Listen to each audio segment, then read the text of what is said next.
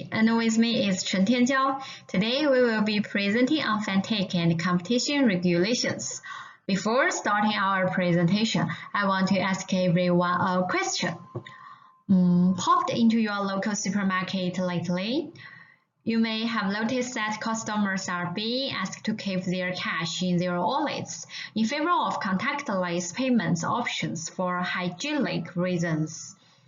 Whether this side effect of the COVID-19 outbreak will lead to a longer-term increase in cashless payment is yet to be seen. But what we do know already is that the trend towards mobile payments in Australia is continuing its steady rise. Therefore, we choose one of the most popular digital wallets in Australia, Apple Pay, as our example. Our presentation divided into 4 parts. First part is what is Apple Pay, and the second part we will introduce Apple Pay in Australian market. And third part, we will discuss ACCC and Competition and Consumer Act 2010. And the final part, we will explore Australian regulatory environment for fintechs. Okay, let's begin part 1. What is Apple Pay? Apple Pay is a mobile contact payment system and a digital wallet service that Apple Inc.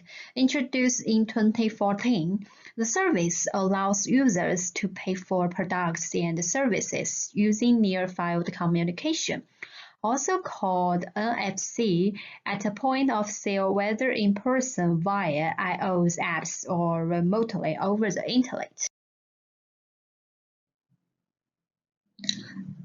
Now that we know what Apple Pay is, next we will explain more details about how does it work. It is necessary to talk about 2 technologies, NFC and token. NFC requires at least one transmitting device and another to receive the signal.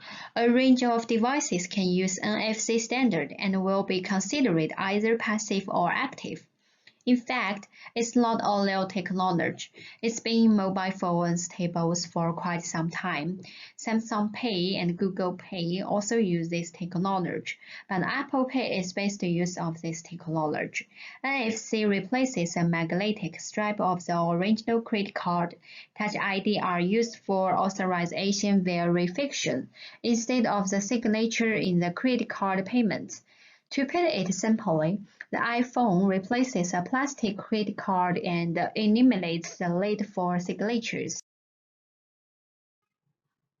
From this picture, you can see there is no difference between the entire payment network and the traditional credit card offline payments. Apple Pay took advantage of NFC and gave consumers the most convenient payment experience.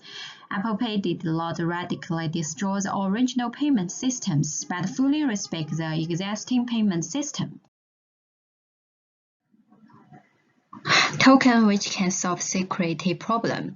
iPhone does not directly store credit card information, but a token issued and encrypted by the card association, which is stored in the independent secret chip of the iPhone.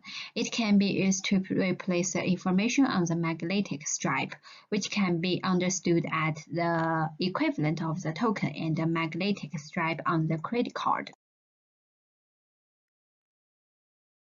In the spirit of our weekly fintech, we take a closer look at 5 features of Apple Pay.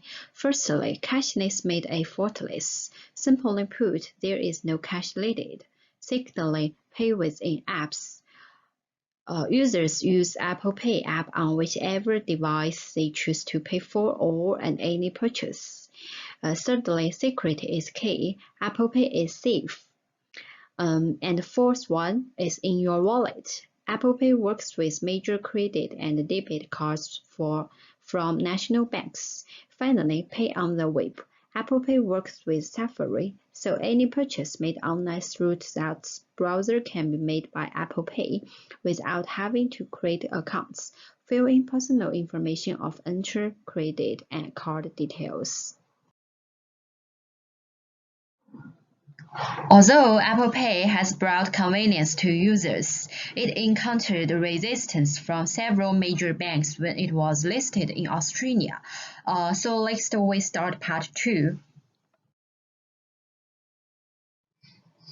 Apple Pay first launched in Australia in late 2015, but there are some legal battles between the banks such as Commonwealth Bank and Apple Pay. As mentioned before, Apple Pay is doing well on NFC technology. This technology enables users to make contactless payments through their phones from a bank card digitally registered with Apple Pay. Each transaction enables Apple Pay to charge a fee to the respective bank. Australian banks hope to obtain NFC permissions for iPhones. However, Apple rejected their request based on payment security considerations. Banks believed that iPhone did not support third-party e-wallets as suspected of anti-competitive behavior. They applied to ACCC and wanted to negotiate collectively with Apple in 2016. They would have been of significant public benefit because it would have increased competition and consumer choice in digital wallets and mobile payments.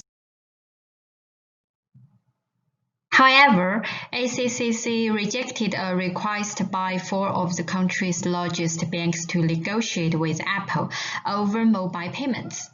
Next, my partner will introduce more details about this case in part 3.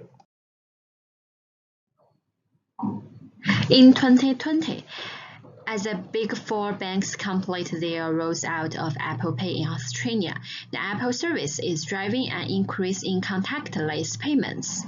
As you can see, according to the Royal Morgan Digital Payments Report, COVID-19 has put personal hygiene front and center for Australia, and this includes the way we pay for goods and services. Many retailers are requesting contactless payment be used rather than handing cash to reduce opportunities for passion and COVID-19. Apple Pay in particular has enjoyed impressive growth over the past year, with 6.5% of Australians now using the service. Okay, let's let my partner Chen Tianjiao introduce part 3. Thank you, Yi. I'm Chen Tianjiao Wang, and I will continue our presentation. I will focus on ACCC and Competition and Consumer Act 2010. First, I will introduce the ACCC related to the Apple Pay case and the Competition and Consumer Law 2010. The Australia Competition and Consumer Commission is a regulatory commission of the Australia government under the Treasury. It was established in 1995 with the amalgamation of the Australian Trade Practices Commission and the Prices Surveillance Authority to administer the Trade Practices Act 1974. Which was renamed the Competition and Consumer Act 2010 on January 1, 2011. Its mandate is to protect consumer rights and business rights and obligations, to perform industry regulation and price monitoring, and to prevent illegal anti-competitive behavior. On 29 November 2016, the ACCC has issued a draft determination proposing on balance to deny authorization to the Commonwealth Bank of Australia, Westpac Banking Corporation, National Australia Bank, and Bendigo and Adelaide Bank to collectively bargain with and boycott Apple on Apple Pay. The ACCC made this decision because of concerns that the proposed actions may reduce or distort competition in many markets, include three aspects.